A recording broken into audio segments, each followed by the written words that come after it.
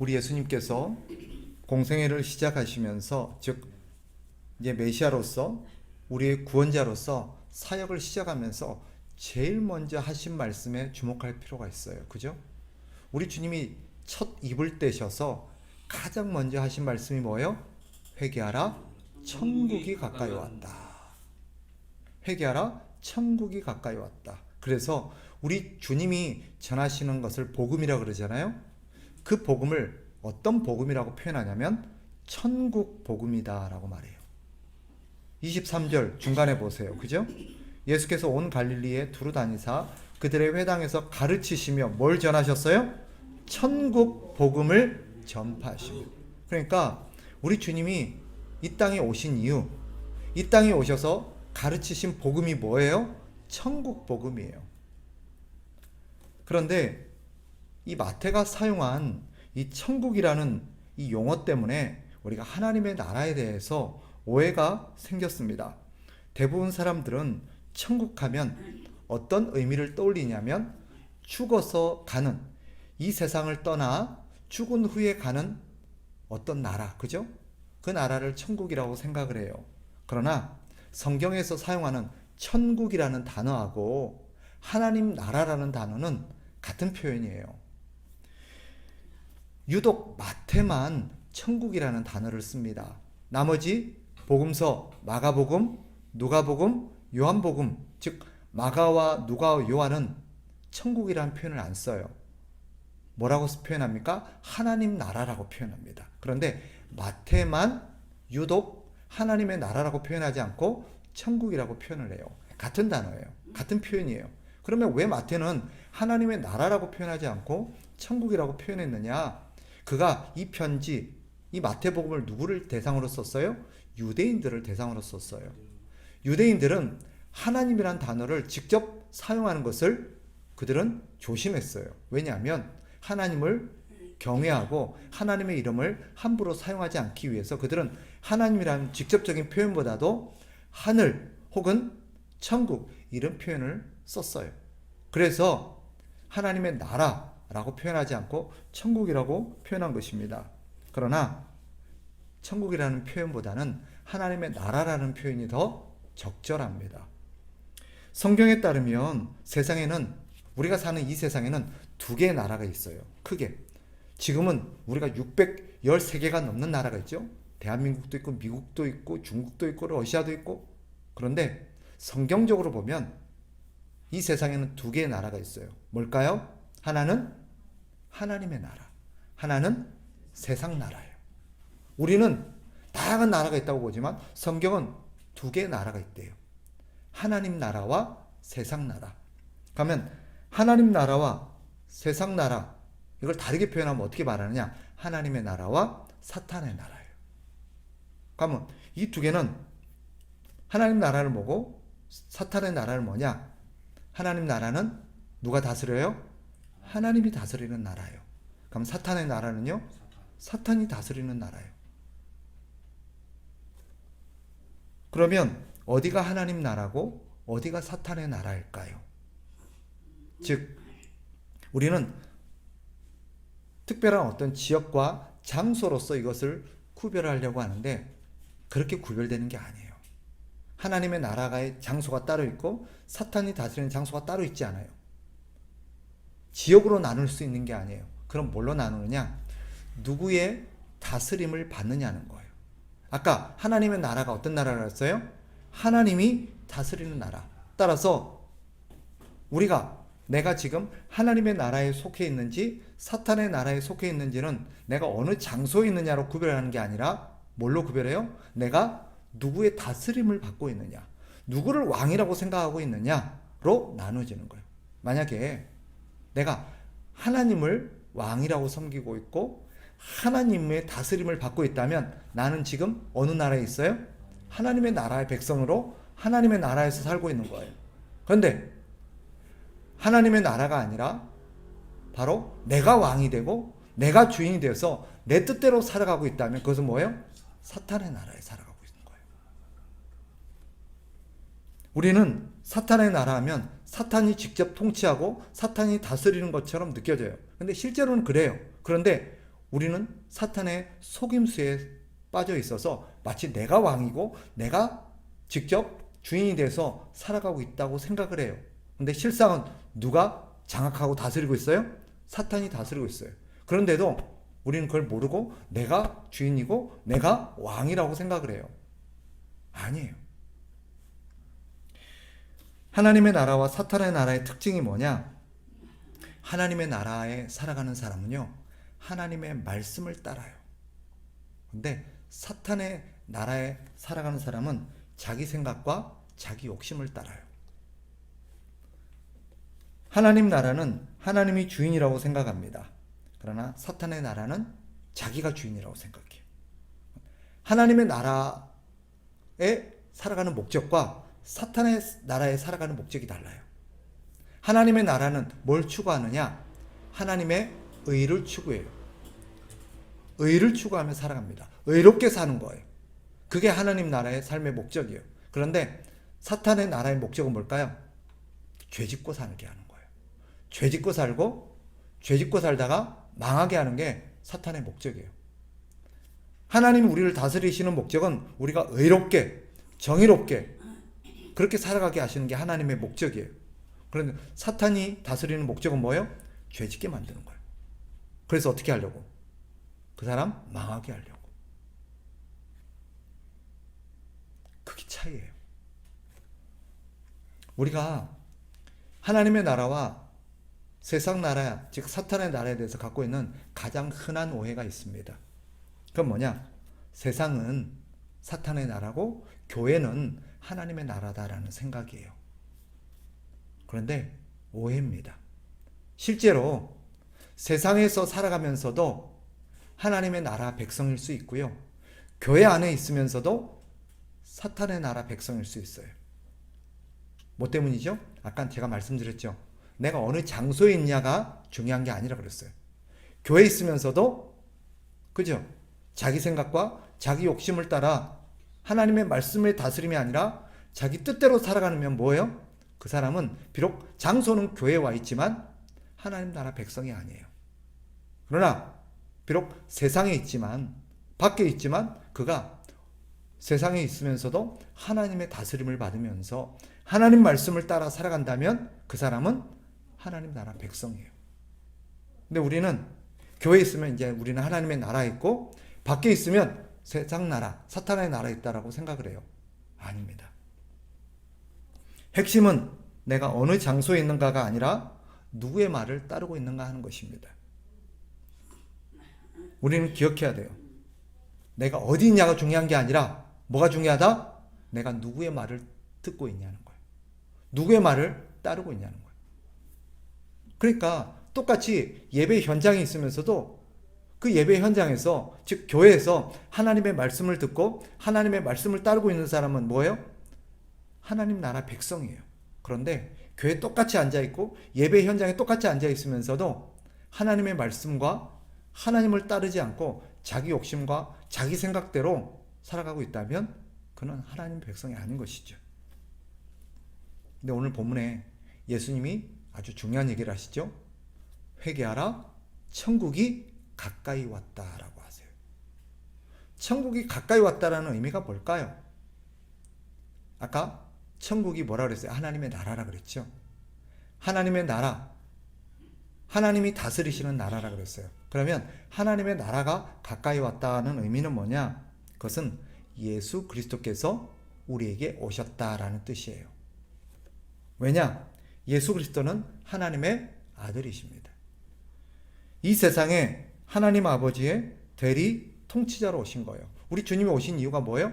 하나님의 말씀을 전하러 왔어요. 그래서 이 백성들로, 사람들로 하여금 하나님을 섬기고 하나님의 다스림을 받도록 하기 위해서 오신 분이 예수님이에요.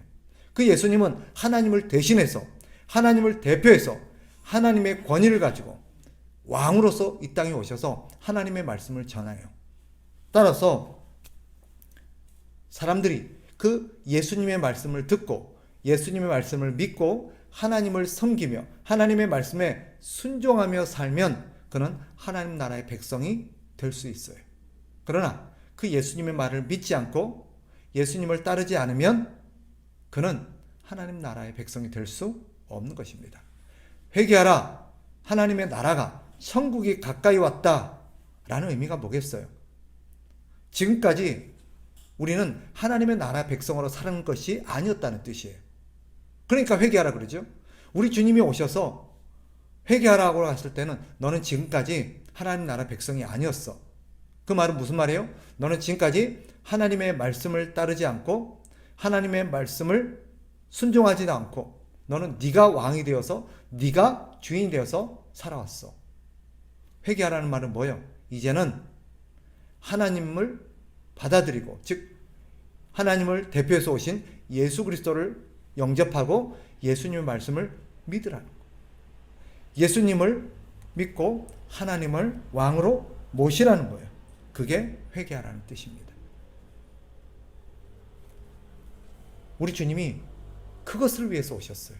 우리 주님이 전하시는 천국 복음이 뭐예요? 이제 예수님이 이 땅에 오셔서 이제 하나님께서 이 세상을 다스리시고 이 세상이 다시금 하나님의 나라가 되도록 우리 주님이 오신 거예요. 그러니까 우리 주님 목표는 뭐예요? 땅끝까지 하나님의 나라가 되게 하는 거예요.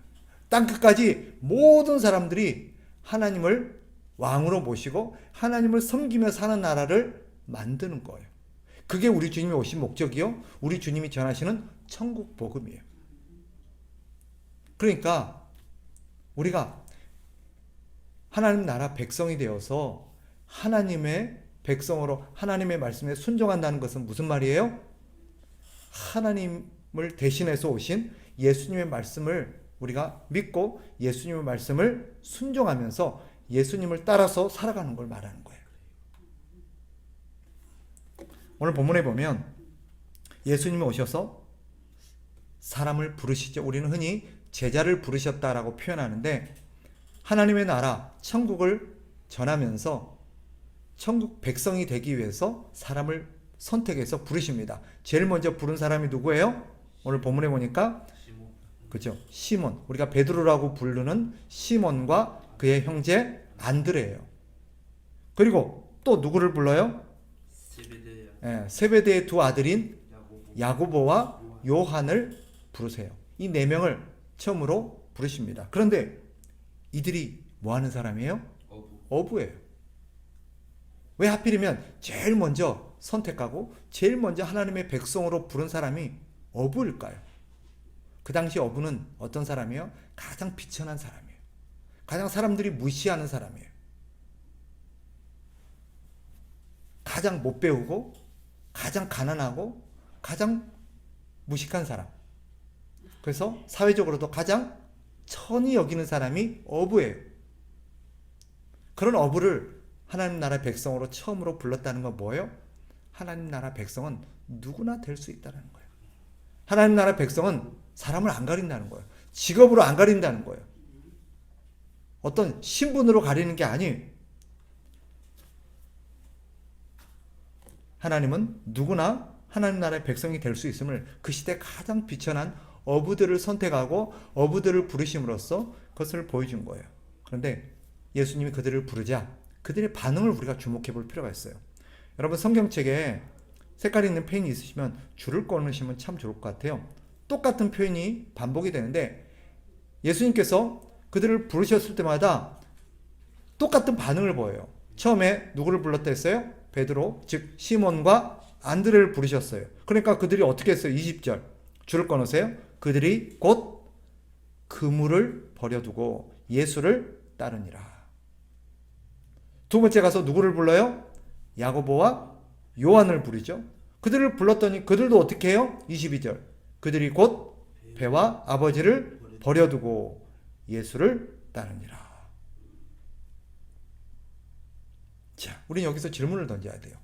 예수님이 베드로와 안드레, 야고보, 요한들, 제자들, 즉 천국 백성으로서 부를 때마다 이들의 반응이 뭐예요? 다 자기가 그동안 해왔던 것들 버려두고 예수님을 따라요. 왜 그랬을까요? 이건 두 가지 이유 때문입니다. 이것은 단지 예수님을 위해서 소유를 포기했다, 직업을 포기했다, 그걸 말하려는 게 아니에요. 뭘 말하려는 걸까요? 이제는 그들이 사는 목적, 인생의 목적이 바뀌었다는 뜻이에요. 지금까지는 그들의 인생의 목적이 뭐였어요? 먹고 사는 거였어요. 그죠? 지금 얘네들이 왜 고기잡이를 해요? 먹고 살기 위해서.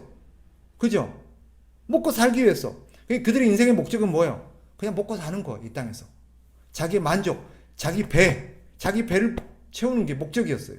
그런데 이제는 목적이 바뀌었어요. 뭐예요? 하나님 나라 백성으로서 하나님 나라를 위해서 사는 걸로 목적이 바뀌었어요. 그래서 뭐예요? 과거에 자기를 위해서 하던 일을 포기하는 거, 멈춘 거예요. 그만둔 거예요. 인생의 목적이 바뀌었다는 걸 말해요. 또 한 가지, 이제는 봐봐요. 지금까지 하던 일을 그만두고 이제 고기잡이를 그만두면 얘네들은 어떻게 돼요? 먹고 살 수 있어요? 없어요? 없어요. 먹고 살 게 없어요. 그럼 어떻게 돼요?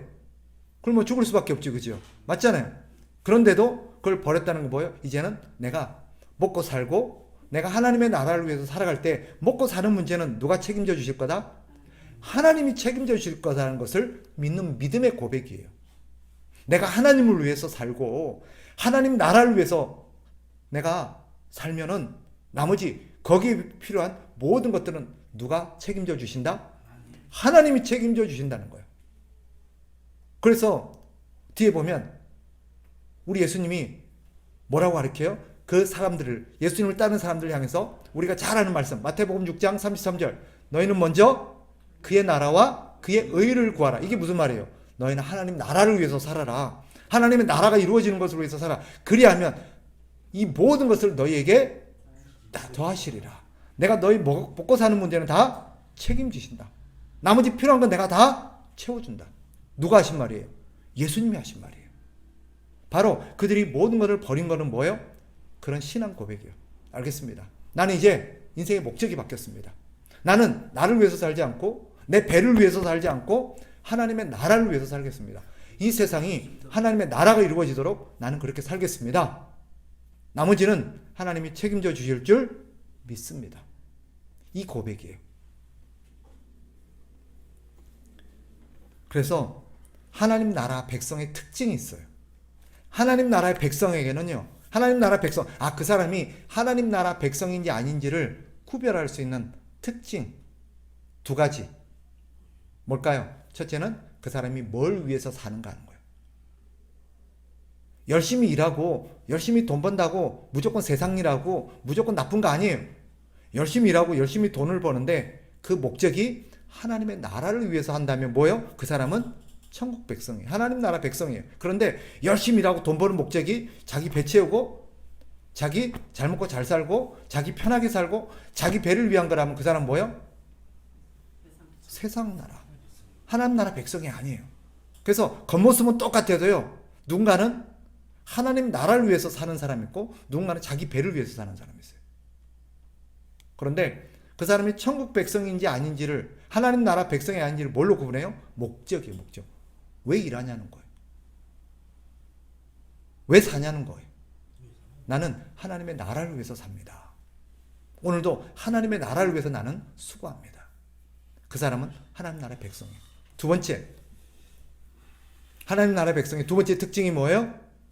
하나님 나라 백성은 하나님께만 소망을 둬요. 하나님께 소망을 둬요. 내가 하나님의 일을 하고 하나님을 위해서 살면서 그러면 생계 문제나 먹고 사는 문제가 걱정이 돼야 안 돼요? 되죠. 그거는 인간이기 때문에 어쩔 수가 없어요. 저도 목회로의 부르심을 받고 이제 목회자로 살아갈 때 제일 먼저 걸렸던 게 뭐예요? 사실은 가족 부양하는, 남편으로서 아내도 있고 자식도 둘이나 있는데 내가 이 식구들 어떻게 먹여 살리지? 이 문제가 제일 컸어요. 그런데 하나님의 말씀을 통해서 은혜를 받고 용기를 얻었어요. 그래, 하나님이 부르시니까 내가 하나님으로 해서 살면 하나님이 나머지는 책임져 주시겠지. 내 가족들 하나님이 부양해 주시겠지. 그 믿음으로 살아왔어요. 우리가 살아가는 서로 간의 삶의 모습과 방식은 조금씩 달라도 원리는 똑같아요. 그죠? 우리 하나님을 믿고 살지 돈 믿고 사는 거 아니잖아요. 그죠? 그러니까 하나님을 위해서 살 수 있고, 그러니까 하나님을 위해서 시간을 쓸 수 있고, 그러니까 하나님 앞에 헌금할 수 있는 거잖아요. 우리가 돈 믿고 살면 우리가 헌금할 수 있겠어요? 돈 믿고 살면 우리가 하나님 앞에 이런 시간 드릴 수 있겠어요? 이 시간에 뭐 해야 돼요? 이 시간에, 그죠? 우리를 위해서 자고 돈 벌고 뭘 해야죠. 그죠? 돈 모아야죠. 그런데 왜 우리가 하나님 앞에 우리가 열심히 모은 돈들을 헌금해요? 왜 우리의 시간을 들여서 하나님 앞에 봉사해요? 하나님은 우리를 책임져 주시고 우리를 도와주실 거라는 믿기 때문에 우리가 주일날 일을 멈추고 하나님 앞에 나와서 예배하는 거예요. 그죠? 그런 믿음의 고백이 있기 때문에. 그래서 하나님 나라 백성은 그런 특징을 갖고 있는 거예요. 삶의 목적이 하나님의 나라를 위해서 살아요. 그는 자신의 돈이나 자신의 능력이나 자신의 직업을 믿는 게 아니라 하나님을 믿고 살아요. 말씀을 정리하겠습니다. 따라서 오늘 본문을 통해서 하나님께서, 예수님께서 우리에게 일깨워 주려는 게 뭐냐? 이렇게 묻고 있는 거예요. 너는 하나님 나라 백성이냐? 사탄의 나라 백성이냐? 너는 하나님께 속해 있느냐? 사탄에게 속해 있느냐? 너는 네 인생의 주인이 누구냐는 거야. 하나님이 네 주인이냐? 아니면 네가 네 주인이냐? 너는 하나님을 위해서 살고 있느냐? 너를 위해서 살고 있느냐? 묻고 있는 거야. 내가 교회 안에 있기 때문에 나는 하나님 나라 백성입니다. 나는 교회 소속돼 있기 때문에 하나님 나라 백성입니다. 아니에요. 그렇지 않아요. 똑같이 그 나라에 속해 있어도요, 모두가 그 나라를 위해서 사는 거 아니에요. 그죠? 이번에 우크라이나에 전쟁이 터졌잖아요. 그죠? 우크라이나 전쟁이 터지면서 모든 사람들이 어떤 생각을 했냐면 일주일 안에 러시아에 의해서 함락당할 거라고 생각을 했어요. 그리고 전쟁이 터지자마자 소문이 돌았습니다. 우크라이나 대통령이 벌써 도망가 pus다는 거예요. 지 살 길 찾아서 도망가 버렸다고 소문이 막 퍼졌어요. 그런데 며칠 뒤에 매스컴에 이 우크라이나 대통령이 딱 나타났어요. 나는 어디 있다? 우크라이나에 있습니다. 그리고 나는 우크라이나를 위해서 싸울 겁니다. 어느 나라 대통령은 전쟁 나니까 어때요? 도망가 버렸어요. 근데 어떤 나라 대통령은 그 전쟁 중간에서 나라를 위해서, 자기의 백성들을 위해서 끝까지 남아서 싸워요. 누가 진짜 대통령이에요? 똑같이 전쟁이 나도 누군가는 자기 살 길을 위해서 그 나라를 도망가요. 그죠? 근데 누군가는 밖에 있다가도 그 나라 속으로, 전쟁 속으로 들어가요. 누가 진짜 그 나라 백성이에요? 그 나라를 위해서 사는 사람이에요. 하나님 나라 백성도 마찬가지예요. 교회에 속해 있다고 다 하나님의 백성이 아니에요. 자기에게 손해가 오고 자기에게 피해가 오고 불편할 것 같으면 어때요? 거기 속해 있지만 거기 참여하지 않아요. 도망가 버려요. 피해 버려요. 외면해 버려요. 그러나 진짜 하나님 나라 백성 어때요? 위기가 오고 어려우면 그 속으로 들어가요. 같이 해요. 기꺼이 희생해요. 왜? 하나님 나라 백성이니까. 겉모습이 중요한 게 아니라 우리가 무엇을 위해서 사느냐, 무엇을 위해서 희생하느냐가 우리가 진짜 누구인가를 보여줘요. 스스로에게 한번 물어보십시오.